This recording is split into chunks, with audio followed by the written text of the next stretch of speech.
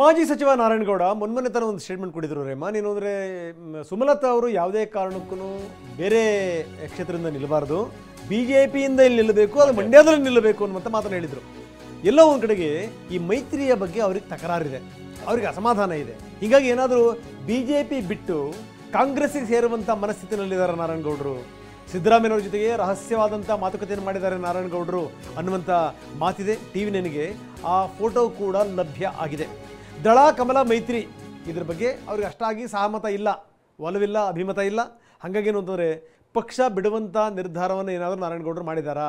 ಯಾಕಂದರೆ ಎಲ್ರಿಗೂ ಗೊತ್ತಿರುವಂಥ ಸಂಗತಿ, ನಾರಾಯಣಗೌಡರು JDSಯಿಂದ ಗೆದ್ದಂಥವ್ರು. ಬದಲಾದಂಥ ಸಂದರ್ಭದಲ್ಲಿ ಸನ್ನಿವೇಶದಲ್ಲಿ ಅವರು ಶಾಸಕ ಸ್ಥಾನಕ್ಕೆ ರಾಜೀನಾಮೆ ಕೊಟ್ಟು ಅವರು BJP ಕಡೆಗೆ ಬಂದರು, ಮತ್ತೆ ನಿಂತರು, ಮತ್ತೆ ಗೆದ್ದರು, ಮಂತ್ರಿ ಆದರು. ಮಂತ್ರಿ ಆದಮೇಲೆ ಕಳೆದ ಬಾರಿ ಅವರು ಸೋತರು. ಸೊ ಇದೆಲ್ಲ ಆದಮೇಲಿಂದ ಎಲ್ಲೋ ಒಂದು ಕಡೆಗೆ ಏನು ಅಂದರೆ ಈ JDSಯಿಂದ ಬಹಳ ಅಂತರ ಕಾದುಕೊಂಡಿದ್ರು, ಅವರು ದೂರ ಇದ್ದರು. BJP ಬಂದಿದ್ದೇ ಅವರು ಆ ಕಾರಣದಿಂದ ಮಂತ್ರಿ ಆಗಲಿಕ್ಕೆ. ಮಂತ್ರಿ ಆದರೂ ಪ್ರಶ್ನೆ ಬೇರೆ, ನಂತರ ಅವ್ರು ಸೋತರು, ಅದಾದಮೇಲೆ ಅವರು ಮನೇಲಿ ಕೂತ್ಕೊಂಡಿದ್ದಾರೆ. ಆದರೆ ಸಚಿನ್ ಸ್ವರ್ಣಧಾರ ಕೋಳಿ ಸಾಕಣೆ ಮಾಡಿ 50 ಲಕ್ಷ ಗಳಿಸ್ತಿದ್ದಾರೆ. ನೀವು ಕೂಡ ಅವರಿಂದ ಕಲಿಬೇಕಾ? ಅವ್ರ ಜೊತೆ ವಿಡಿಯೋ ಕಾಲ್ನಲ್ಲಿ ಮಾತಾಡಬೇಕಾ? ಈಗಲೇ ಫ್ರೀಡಮ್ ಆ್ಯಪ್ ಡೌನ್ಲೋಡ್ ಮಾಡಿ. ಈಗೇನಪ್ಪ ಅವ್ರಿಗೆ ಬಂದಿರೋಂಥ ತಕರಾರು ಅಂತಂದರೆ, ನಾವು ಯಾರ ಜೊತೆಗೆ ಜಗಳ ಮಾಡಿಕೊಂಡು ಮುನಿಸು ಮಾಡಿಕೊಂಡು ನಾವು ಹೊರಗಡೆ ಬಂದ್ವಲ್ಲ ಪಕ್ಷನ, ಅವರು ಮತ್ತು BJP ಒಂದಾಗ್ಬಿಟ್ರೆ, JDS ಮತ್ತು BJP ಒಂದಾಗ್ಬಿಟ್ರೆ ನಮ್ಮ ಗತಿ ಏನು? ಇಂಥ ಒಂದು ಪ್ರಶ್ನೆ ಕಾಡ್ತಾ ಇದೆ ಈಗ ಅವರಿಗೆ. ಹೀಗಾಗಿ ಅವ್ರು ಏನಾದರೂ ಕಾಂಗ್ರೆಸ್ ಸೇರಲಿಕ್ಕೆ ಸಿದ್ಧತೆಯನ್ನು ಮಾಡ್ಕೊಂಡಿದ್ದಾರಾ? ಬನ್ನಿ, ನಮ್ಮ ಪ್ರತಿನಿಧಿ ಪ್ರಶಾಂತ್ ಈಗ ನಮ್ಮೊಂದಿಗೆ ಸಂಪರ್ಕದಲ್ಲಿದ್ದಾರೆ. ಪ್ರಶಾಂತ್, ಏನಿದು? ಏನೋ ಒಂದು ಫೋಟೋ ಲಭ್ಯ ಆಗಿದೆ. ಬಹುಶಃ ಏನು ಅಂತಾರೆ, ಈ ಅಸಮಾಧಾನ ಅನ್ನುವಂಥದ್ದು ಎಷ್ಟು ಮಟ್ಟಿಗಿದೆ ಅದು ಗೊತ್ತಿರುವಂಥ ಸಂಗತಿ. ಯಾಕಂದರೆ ಅವರು JDS ಬಿಟ್ಟು ಬಂದಾದಮೇಲೆ ಮತ್ತೆ ಚುನಾವಣೆ ನಿಂತು ಗೆದ್ದರು, ಮಂತ್ರಿ ಆದರು. ಈಗ ಯಾವ ಪಾರ್ಟಿ ಬೇಡ ಅಂದ್ಕೊಂಡ್ಬಂದ್ವಲ್ಲ ಆ ಪಾರ್ಟಿ ಜೊತೆಗೆ BJP ಕೈ ಜೋಡಿಸ್ತಾ ಇದೆ ಅಂತಂದರೆ ನಮ್ಮ ಸ್ಥಿತಿಗತಿಗಳೇನು ಅನ್ನುವಂಥ ಪ್ರಶ್ನೆ ಅತ್ಯಂತ ಸಹಜವಾಗಿ ಕಾಡಿರ್ಬೇಕು ಅವರಿಗೆ. ಏನಂತೀರಿ? ರಂಗನಾಥ್, ನಿಜಕ್ಕೂ ಕೂಡ ಮಂಡ್ಯ ಲೋಕಸಭಾ ಕ್ಷೇತ್ರದಲ್ಲಿ ದೊಡ್ಡ ಮಟ್ಟಿನ ರಾಜಕೀಯ ಸಂಚಲನ. ಮೈತ್ರಿ ವಿಚಾರವಾಗಿ ಸಾಕಷ್ಟು ಅಸಮಾಧಾನವನ್ನು ವ್ಯಕ್ತಪಡಿಸಿದ್ದಂಥ ಮಾಜಿ ಸಚಿವ ನಾರಾಯಣಗೌಡರು ಎಲ್ಲೋ ಒಂದು ಕಡೆ ಕಾಂಗ್ರೆಸ್ ಪಕ್ಷ ಸೇರ್ಪಡೆಗೂ ಕೂಡ ಮುಂದಾಗಿರುವಂಥದ್ದು. ಈ ನಿಟ್ಟಿನಲ್ಲೂ ಕೂಡ ಇತ್ತೀಚೆಗೆ ಸ್ವತಃ CM ಸಿದ್ದರಾಮಯ್ಯ ಅವರನ್ನು ಕೂಡ ಬೆಂಗಳೂರಿನಲ್ಲಿ ಭೇಟಿಯಾಗಿದ್ದಾರೆ. ಅಂದರೆ ಮೈತ್ರಿ ವಿಚಾರ ಅಂತಂದರೆ ಲೋಕಸಭಾ ಚುನಾವಣೆ ಸಂಬಂಧಪಟ್ಟಂತೆ ಈಗಾಗಲೇ BJP ಹಾಗೂ JDS ಮೈತ್ರಿ ಆಗಿರುವಂಥದ್ದು.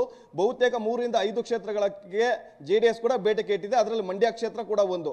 ಆದರೆ ಈ ಒಂದು ಮೈತ್ರಿಗೆ ಮಂಡ್ಯ ಕ್ಷೇತ್ರದಲ್ಲಿ ಸಾಕಷ್ಟು ವಿರೋಧವನ್ನ ಮಾಜಿ ಸಚಿವ ಅಂತ ನಾರಾಯಣಗೌಡರು ವ್ಯಕ್ತಪಡಿಸ್ತಾರೆ. ಇತ್ತೀಚೆಗೆ ಮಾತಾಡಿದಂಥ ಸಂದರ್ಭದಲ್ಲೂ ಕೂಡ ಈ ಒಂದು ಮಂಡ್ಯ ಕ್ಷೇತ್ರವನ್ನ BJPಗೆ ಬಿಟ್ಕೊಡ್ಬೇಕು, ಅದರಲ್ಲೂ ಕೂಡ ಸುಮಲತಾ ಅವ್ರಿಗೂ ಕೂಡ ಕೊಡಬೇಕು ಅನ್ನೋಂಥದ್ದು ಕೂಡ ಹೇಳ್ಪಟ್ಟಿದ್ರು. ಈ 2-3 ದಿನಗಳ ಹಿಂದೆ ನಡೆದಂಥ ಒಂದು ಬೆಂಗಳೂರಲ್ಲಿ ನಡೆದಂಥ ಸಭೆಯಲ್ಲೂ ಕೂಡ ಅಂದರೆ ಸುಮಲತಾ ಅವರು ಒಂದು ಸಭೆಯನ್ನು ಏರ್ಪಡಿಸಿದ್ರು. ಆ ಒಂದು ಸಭೆಗೂ ಕೂಡ ಹೋಗಿದ್ರು. ಜೊತೆಗೆ ಸಾಕಷ್ಟು ಅಸಮಾಧಾನವನ್ನು ಕೂಡ ವ್ಯಕ್ತಪಡಿಸಿದ್ರು.